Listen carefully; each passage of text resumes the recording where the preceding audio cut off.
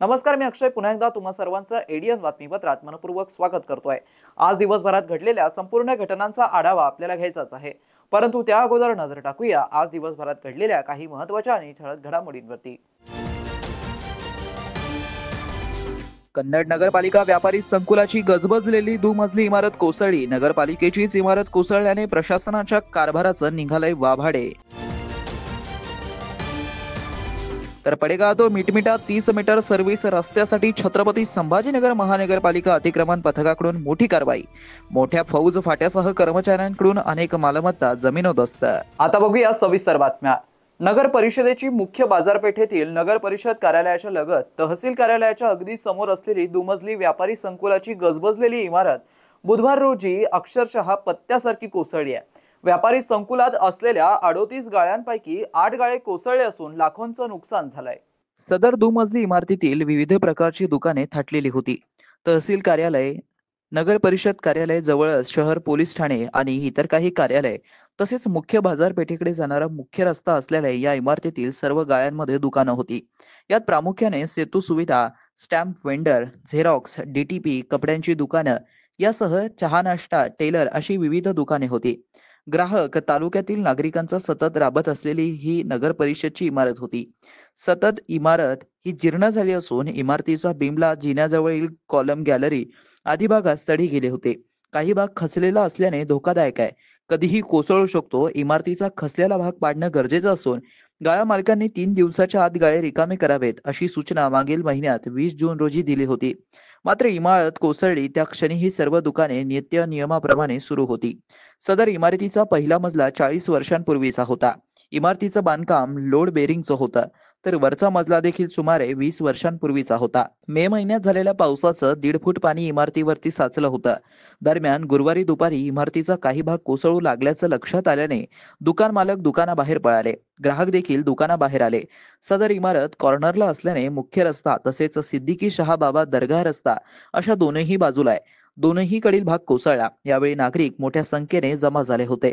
काही दुकान मालकांना पोलिसांनी समयसूचकता बाळगत वेळीच बाहेर ओढलं आणि काही क्षणात इमारत कोसळली। शहरातील नागरी वसाहतीतील इमारती, व्यावसायिक धोकादायक इमारतींचा सर्वे करून त्यांना सूचना देणं, नागरिकांना प्रतिबंधित करणं ही कामे नगर परिषदची असतात। मागील महिन्यातच एक धोकादायक इमारतीची भिंत शेजारच्या घरावर कोसळल्याने रात्री झोपेत असलेलं कुटुंबीय जखमी झालं होतं, तर एक बालिका मृत्युमुखी पडली होती।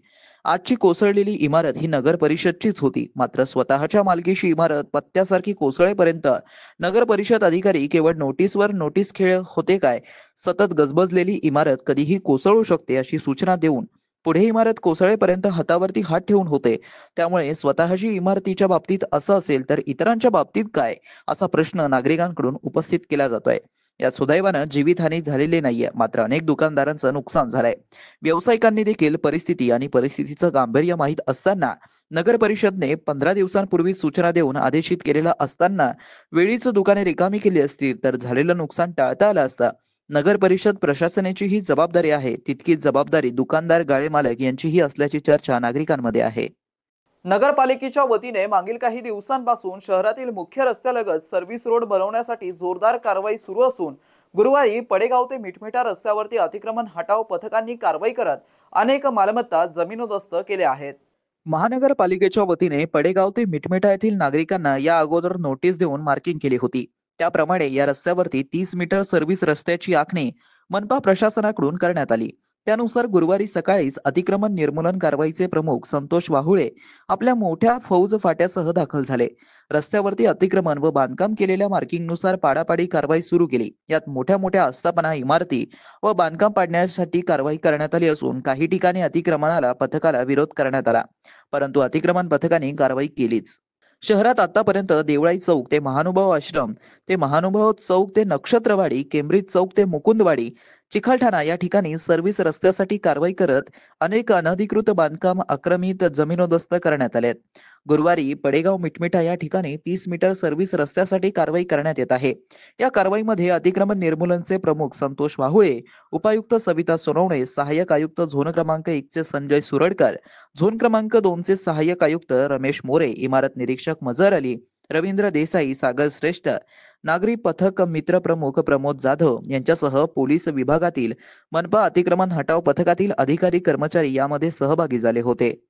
आजची जी कारवाई आहे ती पडेगाव ते दरम्यान जे शरणापूर फाट्यापर्यंत महानगरपालिकेची हद्द आहे, तर महानगरपालिकेच्या हद्दीपर्यंत आपण आज रोज कारवाई आणि यामध्ये आम्ही जे काही हे केलेलं आहे माहिती घेतलेली आहे सर्वेक्षणात आमच्याकडे 900 ते 1000 एवढ्या मोठ्या प्रमाणामध्ये इथं अनधिकृत मालमत्ता या आजच्या दिवशी आपल्या इथं उभ्या आहेत. बहुतांश लोकांनी स्वतः होऊन त्या मालमत्ता काढण्याचा प्रयत्न केलेला आहे, पण जे मोठे स्ट्रक्चर्स आहेत त्या मोठे स्ट्रक्चर्स मात्र इतक्या कमी कालावधीमध्ये काढणे शक्य होणार नव्हतं. त्यामुळे आज आम्ही ते मोठे स्ट्रक्चर डेमोलिश करत आहोत. यापुढे नियोजन आहे का? अनेक मोठे रस्ते तुम्ही मोकळे केले. आता या रस्त्यावरती आपल्याला या रस्त्याचा इतिहास माहीतच असेल की महानगरपालिका किंवा या क्षेत्रामध्ये या रस्त्यावरती खूप मोठ्या प्रमाणात अपघात होऊन तिथं बरेच लोकांचा मृत्यू झालेला आहे. या रस्त्यावरती हा रस्ता रुंदीकरणामध्ये जर आला तर रस्ता रुंदीकरणामुळे बऱ्याच लोकांना त्याचा फायदा होईल, अपघातांचं प्रमाण निश्चितपणे कमी होईल. त्यामुळे प्राधान्याने आम्ही हा रस्ता आहे भेटून पडेगाव टू दौलताबाद रस्ता आणि याच्यानंतरचा जो जळगावचा रस्ता आहे तो जळगावच्या रस्त्यावरती आम्ही प्राधान्याने कारवाई करणार आहोत. आणि तो पण रस्ता सिडको बसस्टँड पासून हर्सुल टी पॉईंट वरून दिल्ली गेट या कालावधीपर्यंत आम्ही या काम करणार आहोत. आज आपण पडेगाव रोड पासून ते महानगरपालिकेची जी हद्द आहे शरणापूर फाटा त्यापर्यंत अतिक्रमण निष्कासन करणार आहोत आणि या आमच्या अंदाजानुसार त्या ठिकाणी 900 ते 1000 एवढ्या मोठ्या प्रमाणामध्ये अतिक्रमण आहेत. त्यापैकी आतापर्यंत आपण 125च्या घरामध्ये अतिक्रमण आतापर्यंत निष्कासित केलेली आहेत. पुढं आमच्या 5 टीम आम्ही केलेल्या आहेत. त्या 5 टीममध्ये 400 कर्मचारी महानगरपालिकेचे आणि 200 कर्मचारी पोलीस डिपार्टमेंटचे असे 600 कर्मचारी आणि 25 JCB, 5 पोकलेन आणि बाकी जो आमचा फौज फाटा आहे तो घेऊन आम्ही आज ही कारवाई पूर्ण करणार आहोत. टॉवर्स जर उभा केले असतील तर आम्ही त्याच्या प्राधान्याने चौकशी पाहू की त्यांनी त्याची परवानगी महानगरपालिकेकडून घेतली आहे का. जर त्यांनी महानगरपालिकेकडून सकृत दर्शनी जर परवानगी घेतली नसेल तर ती बिल्डिंग पण अनधिकृत आहे आणि ते टॉवर जे उपस्थित केलेले आहे ते पण अनधिकृत आहे. आपण माझ्या मागच्या बाजूला बघत असाल तर ती पूर्ण बिल्डिंग खिळखिळी झालेली आहे. अशा वेळेला ते टॉवर हे धोकादायक ठरू शकतं, कोणाची जीविताला त्यामुळे धोका निर्माण होऊ शकतो. त्यामुळे आम्ही जागेवर निर्णय घेतलेला आहे की जी धोकादायक इमारत झालेली आहे ती तात्काळ पाडून ते टॉवर सुद्धा निष्कासित करायची. ही कारवाई आम्ही तर आज पूर्णपणे संपवण्याच्याच मानसिकतेमध्ये आहोत, परंतु इथलं मोठे स्ट्रक्चर्स पाहता या कारवाईला किमान 2 दिवस तरी लागतील अशी आमची शक्यता आहे. किती मनुष्यबळ, किती वाहन, मी सांगितल्याप्रमाणे एकूण 400 महानगरपालिकेचं मनुष्यबळ या ठिकाणी अधिकारी कर्मचारी आहेत. 200 हे पोलीस विभागाचे अधिकारी कर्मचारी आहेत. 25 JCB आहेत, 5 पोकलेन आहेत, कोंडवाडा वाहनं, अग्निशमन बंब, रुग्णवाहिका हे असा मोठा फौजफाटा आम्ही या कारवाईसाठी आज नियुक्त केलेला आहे. कारवाईसाठी काही विरोध होत आहे? कारवाईसाठी लोकांची मानसिकता तयार झालेली आहे असं आम्हाला फील्डवरती जाणवत आहे. मात्र जे लोकांनी अर्धवट बांधकामं तोडून ठेवलेली आहेत ते अर्धवट बांधकामं थोडीशी धोकादायक स्थितीमध्ये आहेत. त्यामुळे ती पूर्णपणे धाराशाही करणं हे आज आमचं महत्त्वाचं टार्गेट आहे. काय आव्हान एवढंच आहे की आजच्या दिवशी जो पडेगाव टू मिटमिटा भाग आणि पुढे शरणापूर फाट्यापर्यंत जी महानगरपालिकेची हद्द आहे स्वतः होऊनच लोकांनी ते काढून घ्यावं आणि जी महानगरपालिकेला मान्य उच्च न्यायालयाने निर्देश दिलेले आहेत तोपर्यंत रहिवासी जो भाग आहे त्या रहिवासी भागातल्या लोकांनी 15 ऑगस्टपर्यंत स्वतः ते शपथपत्र दाखल करून ते रहिवासी भागातून आपलं स्वतःचं इतरत्र हे करावं याची ही आम्ही आपल्या शासनाच्या माध्यमातून विनंती करतो. राज्य शासनाच्या 150 दिवस कार्यक्रमाअंतर्गत तसेच प्रशासनातील कामकाज अधिक गतिमान, अचूक व पारदर्शक करण्यासाठी विभागीय आयुक्त कार्यालयामध्ये कृत्रिम बुद्धिमत्ता तंत्रज्ञानाचा वापर या विषयावरती MKCLचे विभागीय व्यवस्थापक विनायक कदम यांनी मार्गदर्शन केलं. विभागीय आयुक्त कार्यालयातील अधिकारी कर्मचाऱ्यांनी या प्रशिक्षणामध्ये सहभाग घेतला. विभागीय आयुक्त जितेंद्र पापळकर यांच्या उपस्थितीत प्रशिक्षणाला प्रारंभ झाला. यावेळी अपर आयुक्त विजयसिंह देशमुख, डॉक्टर अनंत गव्हाणे, खुशालसिंह परदेशी, MKCL मराठवाडा विभाग प्रमुख मार्गदर्शक बालकिशन बलदावा, विभागीय समन्वयक गजानन कुलथे, जिल्हा समन्वयक निलेश झालते उपस्थित होते. कार्यालयीन कामकाजात योग्य पद्धतीने कृत्रिम बुद्धिमत्तेचा वापर वाढवल्यास नागरिकांना सेवा गतीने मिळण्यास मदत होईल. अधिकारी तसेच कर्मचारी यांनी आपल्या कामकाजात AI तंत्राचा वापर करावा असं आवाहनही विभागीय आयुक्त यांनी केलंय. एमकेसीएलचे विभागीय व्यवस्थापक विनायक कदम म्हणाले की कृत्रिम बुद्धिमत्ता हे तंत्रज्ञान वापरून कार्यालयीन कामकाज कमी वेळात प्रभावीपणे करता येतं. दैनंदिन प्रशासकीय कामकाजामध्ये कमी वेळेत प्रभावीपणे काम करण्यासाठी एखादं व्हिजन डॉक्युमेंट सारखं दस्तऐवज एखाद्या काही मिनिटात तयार करण्यासाठी कृत्रिम बुद्धिमत्तेचा वापर चांगल्या प्रकारे करता येऊ शकतो. त्यासाठी काटेकोरपणे त्यांच्याकडून काम करून घेता आलं पाहिजे असंही ते म्हणाले. कदम यांनी संगणकीय सादरीकरण करताच काही प्रात्यक्षिक करून दाखवून कार्यालयीन कामकाजामध्ये कृत्रिम बुद्धिमत्तेचं महत्त्व प्रभावी असल्याचं सांगितलं. Chat GPT, Bhashini, demo AI, Hedra, Grok AI, DeepSeek, generative AI आदींचा वापर कार्यालयीन कामकाजामध्ये कसा करायचा त्याबाबत सविस्तर माहिती दिली. मजकूर टायपिंगसाठी गुगल डॉक्स, गुगल लेन्स, शुद्ध लेखनाच्या चुका दुरुस्त करण्यासाठी ग्रामरली, त्याबरोबरच संगणकीय सादरीकरणासाठी AI PPT, presentation AI, art वर्कसाठी कॅनव्हा ॲप याबद्दल माहिती दिली. कार्यशाळेदरम्यान सहभागी कर्मचाऱ्यांनी प्रत्यक्ष तांत्रिक साधनांचा वापर करून पाहिला. ईमेल लेखन, नोंदी ठेवणं, दस्तऐवजांची मांडणी, भाषांतर व अहवाल लेखन यासाठी एआयचा प्रभावी वापर कसा करता येतो याचा प्रत्यक्ष प्रात्यक्षिक दाखवण्यात आलं. यावेळी अपर आयुक्त विजयसिंह देशमुख यांनी विभागीय आयुक्त कार्यालयामध्ये एआय तंत्राचा वापर वाढवण्यासाठी एक टीम तयार करण्यात येणार असून यामध्ये प्रत्येकाचा सहभाग महत्त्वाचा ठरणार असल्याचं सांगितलं. यावेळी आभार तहसीलदार अरुण पावडे यांनी मानले. अंमली पदार्थ रोखण्यामध्ये गृह खातं जितकं महत्त्वाचं आहे तितकंच अन्न व औषध प्रदूषण नियंत्रण खातं महत्त्वाचं आहे. वैद्यकीय उद्योगांमध्ये युनिट असणाऱ्या ठिकाणी अशा घटना घडत आहेत. मेडिकल आणि फार्मा युनिट असणाऱ्या ठिकाणी लक्ष ठेवणं अत्यंत आवश्यक आहे. त्यामुळे अशा ठिकाणी सर्व विभागांचा टास्क फोर्स बनवण्यासाठी आगामी काळामध्ये सरकार पाऊलं उचलणार का असा प्रश्न विरोधी पक्षनेते अंबादास दानवे यांनी विधान परिषद सभागृहामध्ये उपस्थित केलाय. सभापती महोदय, माननीय मुख्यमंत्री महोदयांनी अतिशय विस्तृतरित्या ही माहिती दिली. भाईंनी प्रश्न मांडला मुंबई वसई, पण माननीय मुख्यमंत्री महोदय मागच्याच महिन्यात लातूर सारख्या ठिकाणी अशा पद्धतीनं रोहिणा या गावामध्ये अंमली पदार्थ पकडले आणि त्याच्यामध्ये एक पोलीस होता मनोज केंद्रे नावाचा, त्यालाही अटक झाली. श्रीरामपूर सारख्या ठिकाणी सर्जिकल कॉटनच्या नावाखाली अल्प्राझोलम पावडरची विक्री झाली, जवळपास 400 किलो. सांगण्याचा मुद्दा हा की हा विषय अतिशय खालपर्यंत गेलेला आहे, ग्रामीण भागात खेड्यापाड्यापर्यंत पोहोचलेला आहे सभापतीमध्ये. आता मुंबई पुरता राहिला नाही. आधी हे फक्त मोठ्या शहरात व्हायचं, पण आता हे श्रीरामपूर, लातूर आणि तिथून किती खाली जातं, म्हणजे हे जे गाव रोहिणा गाव, श्रीरामपूर तसा ग्रामीण भाग आहे. आणि या ठिकाणी अशा पद्धतीनं हे केलं. परवा संभाजीनगरला भंगारच्या नावाखाली ड्रग्स अशा पद्धतीने कॉन्ट्रॅक्ट, भंगारचं त्याचा व्यवसाय, आणि मग मेडिकल वेस्टचं पावडर हे काढून त्यांनी त्याच्या खाली हे ड्रग्सचं त्यांनी हे केलं आणि पोलिसांनी ते पकडलेलं आहे. सांगण्याचा मुद्दा हा की हा मुद्दा अतिशय समाजात खालच्या स्तरावर विशेषतः 12, 14, 15, 16 वर्षाच्या मुलामध्ये हा भिडलेला आहे. तुम्ही जर सगळीकडे ऑब्झर्व केलं तर मागच्या काळात मला असं वाटतं देश पातळीवर केंद्रीय गृहमंत्र्यांनी याची एक कॉन्फरन्स घेतली होती नशामुक्त भारत या विषयासाठी, आणि त्याच्यात महाराष्ट्राचं प्रेझेंटेशन चांगलं झालं होतं. महाराष्ट्राने जे जे पावलं उचलले ते बाकी देशातल्या सगळ्या राज्यापेक्षा एक वेगळ्या पद्धतीनं चांगली पावलं उचललं असं देशाचे गृहमंत्र्यांनी सांगितलं होतं. माननीय मुख्यमंत्री महोदय, हे तुम्ही सांगितलं ना कुरिअरचं, ह्या कुरिअरवर लक्ष ठेवलं तर कुरिअरच्या बसेस येतात. समजा शहर येण्याच्या आधीच 8-10 किलोमीटर अलीकडेच या बसेसमधून हे कुरिअर दिलं जातं. म्हणजे ही एक तुम्हाला मी सांगतो, म्हणजे हे कुरिअर आहे ना, कुरिअरने येतं, पण शहराचा जिथं स्टॉप आहे ना त्याच्या अलीकडेच 8-10 किलोमीटर एखाद्या ठिकाणी आडरांजाला ज्याला म्हणता येईल अशा ठिकाणी या बसेस थांबवल्या जातात. कुरिअरवाल्याला बसला सुद्धा माहिती नसतं की याच्यात काय, पण सहज आमच्यातल्या काही पोलिसांनी याच्यावर नजर ठेवली, या विषयावर त्याच्यातून निघालं की हे सगळे घेऊन येतात. मग कोणत्या कॉलेजच्या विद्यार्थ्यांना काही कॉफी शॉपमध्ये वेगवेगळ्या ठिकाणी दिलं जातं आणि तिथून मुलामुलींना वाटलं जातं. मी तुम्हाला हे माहिती सांगतो. आणि म्हणून या सगळ्या विषयात खऱ्या अर्थानं याच्यात गृह खातं जेवढं महत्वाचं आहे तेवढंच अन्न, औषध आणि प्रदूषण नियंत्रण मंडळ सुद्धा महत्वाचं आहे. कारण हे कुठे होतं, जे सिक युनिट आहे, विशेषतः फार्मास्युटिकलचे, मेडिकलचे जे सिक युनिट आहे अशा ठिकाणी या घटना घडतात सभापती महोदय. आणि म्हणून याच्याविषयी या सगळ्या ज्या सिक युनिट आहे, रासायनिक आणि फार्मा कंपन्या, याच्यावर सगळ्यात महत्वाचं नजर ठेवण्याची आवश्यकता असं मला वाटतं. आणि अशा पद्धतीनं नशामुक्त भारत हे एक चांगलं अभियान आपल्या देश पातळीवर चालू असताना महाराष्ट्राच्या आघाडीवर आहे.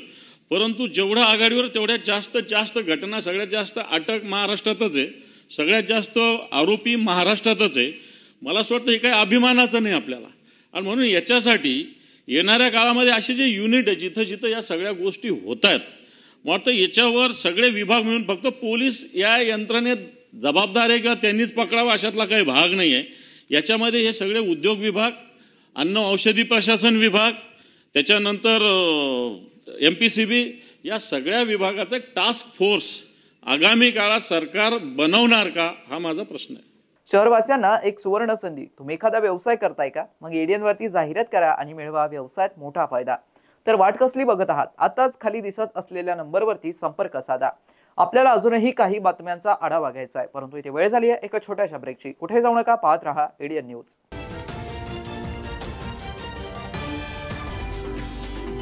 तब्बल 100 वर्षांपासून यशस्वी विद्यार्थी घडवणारे मराठवाड्यातील पहिले महाविद्यालय असलेले शासकीय ज्ञानविज्ञान महाविद्यालय छत्रपती संभाजीनगर या महाविद्यालयात नव्या शैक्षणिक वर्षात अर्थात 2025 आणि 26 मध्ये प्रवेश घेण्याची पुन्हा सुवर्ण संधी. BA, BSc आणि MA साठी प्रवेश खुले आहेत. BA मध्ये निवडा तुमच्या आवडीचे विषय. भाषा विषयाबरोबरच इतिहास, मानसशास्त्र, समाजशास्त्र आणि बरंच काही. मराठी आणि इंग्रजी माध्यमांसाठी स्वतंत्र वर्ग. BSc मध्ये botany, chemistry, zoology, microbiology, computer science सारखे आधुनिक विषय. MA साठी खास अभ्यासक्रम, भूगोल, ग्रहविज्ञान आणि संगीत. शिक्षणाची उत्तम व्यवस्था, कमी खर्चात मुलामुलींसाठी महाविद्यालयाची प्रशस्त इमारत, स्वतंत्र ग्रंथालय, वाचनालय, अभ्यासिका, मुलींसाठी लेडीज रूम, प्रयोगशाळा, वसतिगृह आदींची व्यवस्था. NEP 2020 ची अंमलबजावणी. MPSC, UPSC पूर्व प्रशिक्षणाची खास सुविधा. स्पोर्ट्स, NCC, NSS आणि स्किल बेस्ड कोर्सेससह तुमच्या सर्वांगीण विकासाची हमी. आजच प्रवेशासाठी संपर्क करा. BSc साठी 94 20 00 01 66 90 21 52 36 93. तर BA आणि MA साठी 98 23 13 96 64 96 57 73 35 55. तर वाट कसली बघताय? आजच तुमच्या उज्ज्वल भविष्याची निवड करा. शासकीय ज्ञानविज्ञान महाविद्यालय. Educate, empower, enlighten. मनोवृत्ती घडवा, भविष्य घडवा. आजच आपला प्रवेश निश्चित करा. 10वी 12वी झाली, आता पुढे काय? शहराच्या मध्यवर्ती ठिकाणी असलेल्या महाविद्यालयाच्या शोधात आहात तर सर्व विद्यार्थ्यांसाठी एज्युकेशनचा मास्टर स्ट्रोक विवेकानंद शिक्षण संस्था संचालित विवेकानंद कला सरदार दलीप सिंग वाणिज्य व विज्ञान महाविद्यालय समर्थनगर छत्रपती संभाजीनगर. NEP राष्ट्रीय शैक्षणिक धोरणानुसार BA, BCom, BSc, BBA 2025 व 26 साठी प्रवेश प्रक्रिया व नोंदणी सुरू झाली आहे. यशवंतराव चव्हाण महाराष्ट्र मुक्त विद्यापीठ नाशिक व इंदिरा गांधी मुक्त विद्यापीठ दिल्ली हे अभ्यास केंद्र उपलब्ध आहेच, परंतु आपल्या शहराच्या मध्यवर्ती ठिकाणी प्रशस्त इमारत, 3ही विद्याशाखा, 16 विषयामध्ये PGचे अभ्यासक्रम, शिवाय 11 विषयात PhD रिसर्च सेंटर, गुणवत्तापूर्ण व दर्जेदार शिक्षण, 50 वर्षांची उज्ज्वल परंपरा, सुसज्ज ग्रंथालय, OPAC, N-लिस्ट आणि रिमोट ऍक्सेसची सुविधा, आधुनिक विज्ञान प्रयोगशाळा, सुसज्ज क्रीडा विभाग, राष्ट्रपतींच्या हस्ते गौरवप्राप्त विद्यार्थ्यांचा महाविद्यालयात सहभाग, दिव्यांगांसाठी स्पेशल कॉम्प्युटर लॅब, व्यक्तिमत्व विकासासाठी NCC आणि NSS, स्पर्धा परीक्षेसंदर्भात मार्गदर्शन, शासनाच्या सर्व शिष्यवृत्ती योजना उपलब्ध, शिवाय स्वाधार योजनेच्या विद्यार्थ्यांना परिपूर्ण लाभ. प्रवेशासाठी संपर्क 0240 23 65 845 0240 23 65 844 0240 23 65 813. कार्यालयीन संपर्क 0240 23 65 801. आजच आपला प्रवेश निश्चित करा आणि द्या आपल्या करिअरला बूस्टअप. अनेकांच्या मनात स्वप्न असते की देशाची सेवा करायची, परंतु काही लोकच योग्य प्रशिक्षण घेऊन ते वास्तवात पूर्ण करतात. वास्तविक सैनिक बनणे सोपं काम नाही, कारण प्रशिक्षणाच्या मैदानापासून ते युद्धाच्या रणांगणापर्यंत प्रत्येक क्षण संघर्षमय असतो. फक्त जो इमानदार, समजूतदार असेल आणि ज्याची इच्छाशक्ती प्रबळ असेल असाच व्यक्ती या क्षेत्रात टिकू शकतो. प्रत्येक वर्षी अनेक परीक्षार्थ्यांना यश प्राप्त होते, ते फक्त आणि फक्त गरुडचे अकॅडमी. पंख आम्ही देतो, उंच भरारी तुम्ही घ्या.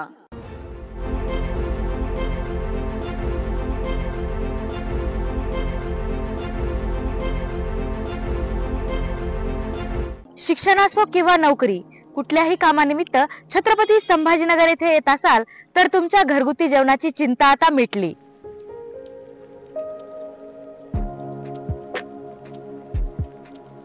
नमस्कार, मी पूजा दाता। माझं कॉलेजचे शिक्षण पूर्ण झाल्यावर मी काही वर्ष नोकरी केली, काही वर्ष गृहिणी होते आणि नंतर रुचिरा स्वयंपाकघर सुरू केलं। रुचिरा स्वयंपाकघर सुरू करण्यामागे उद्देश व्यवसाय हा नव्हता, माझी आवड हा महत्त्वाचा उद्देश होता। तो मी स्वतःच्या जागेत 2009 सालापासून खडकेश्वर येथे सुरू केला तेव्हा अतिशय छोट्या प्रमाणात सुरू झाला होता तो। त्याचं स्वरूप आता खूप मोठं झालंय। आपल्या आजूबाजूला गव्हर्नमेंट ऑफिसेस, शिकणारे विद्यार्थी हे बरेच असल्यामुळे त्यांना त्यांच्या घरासारखं स्वयंपाक जेवण इथे मिळतं, म्हणून बरेच सारे लोक लंच ब्रेकमध्ये येतात। रुचिरा स्वयंपाकघरात कटाक्षाने मी क्वालिटी आणि क्वांटिटी मेंटेन करण्याचा प्रयत्न करते। क्वालिटी अतिशय उत्तम स्वयंपाकाची राहण्यासाठी ताजा भाजीपाला, अतिशय उत्तम सगळा किराणा असा मी तिथे आणत असते आणि त्याचं रूपांतर आजच्या रुचिराच्या यशाकडे झालेलं आहे। आपल्याकडे येणारा वर्ग हा जास्तीत जास्त नोकरदार वर्ग आणि विद्यार्थी आहेत। ते घरापासून दूर असतात, काही लोकांच्या बदल्या होऊन संभाजीनगरला आलेले असतात किंवा शिक्षणानिमित्त आलेले असतात। तर त्यांना आपल्या रुचिरा स्वयंपाकघरात घरच्यासारखं गरम, ताजं आणि चांगल्या चवीचं, घरच्यासारख्या चवीचं जेवण उपलब्ध होतं आणि त्यांच्या लंच ब्रेकमध्ये अर्धा तासात ते जेवून जाऊ शकतात। इतकाच वेळ तिथे लागतो जेवणासाठी, खूप वेटिंग वगैरे करावं लागत नाही। रुचिरा स्वयंपाकघरात काम करणारी लोक सुद्धा आपल्या घरचं काम असल्यासारखं मनापासून व आवडीने करतात। तसंच रुचिरा स्वयंपाकघरात काम करणाऱ्या लोकांना तिथून जे उत्पन्न मिळतं त्यामुळे त्यांच्या आयुष्याचा चांगला भाग तो झालेला आहे आणि ते अतिशय चांगल्या रीतीने आपलं आयुष्य जगतात। त्यामुळे त्यांना रुचिरा स्वयंपाकघराबद्दल जास्त आत्मीयता वाटते। रुचिरात बनवलेले मसाले 80% असतात आणि 20% बाहेरचे मसाले असतात आणि थोडीशी चव चटकदार होण्याच्या दृष्टीने माझा प्रयत्न असतो, कारण तरुण वर्ग आपल्याकडे जास्त येत असतो। घरगुती जेवणाच्या चवीसाठी एकदा अवश्य भेट द्या रुचिरा स्वयंपाकघर येथे। मस्त मास्क पहना रे तूने। Thank you sir. वो जान बचाने के लिए पहनना पड़ता है ना सर। रेडीमेड है या टेलर मेड है? ऑनलाइन ऑर्डर किया है सर। एक और है ना सर? देना। बहुत मस्त लगे आपको। ये ना सर। सर ना भाई, जान बचाने के लिए बाइक चलाते वक्त सिर्फ खोपड़े पे मास्क पहनेगा तो खोपड़े को कौन बचाएगा? समझ गया सर। हेलमेट ऑनलाइन ऑर्डर कर, वरना हमेशा के लिए ऑफलाइन हो सकता है। Okay sir. ये ले चल हम ये भी ऑनलाइन भर दे। हेलमेट पहने, ट्रैफिक नियमों का पालन करे, जिंदगी के सफर को सुरक्षित रखे।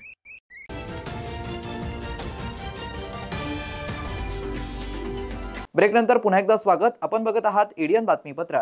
संभाजीनगर जिल्ह्यातील आडगाव परिसरातील शेत जमिनीतून 2013 ते 14 मध्ये power grid corporation of India कंपनीने विद्युत वाहनाची लाईन टाकली होती। सदरील कंपनीने टाकलेल्या लाईनमुळे शेतकऱ्यांच्या फळबागांचं मोठं आर्थिक नुकसान झालं होतं। सबब कंपनीने आतापर्यंत या शेतकऱ्यांना नुकसान भरपाई दिली नाही, त्यामुळे सदरील शेतकऱ्यांना न्याय मिळावा यासाठी नुकसान भरपाई देण्यात यावी अशी मागणी विरोधी पक्षनेते अंबादास दानवे यांनी विधान परिषद सभागृहामध्ये केली आहे। सभापती महोदय, संभाजीनगर जिल्ह्यातील व संभाजीनगर तालुक्यातील मौजा, आडगाव व परिसरातील पिंपरी असेल, आडगाव असेल, येथील शेतकऱ्यांच्या शेत जमिनीमधून सन 2013-2014 मध्ये power grid corporation of India या कंपनीने विद्युत वाहिनीची लाईन टाकलेली होती।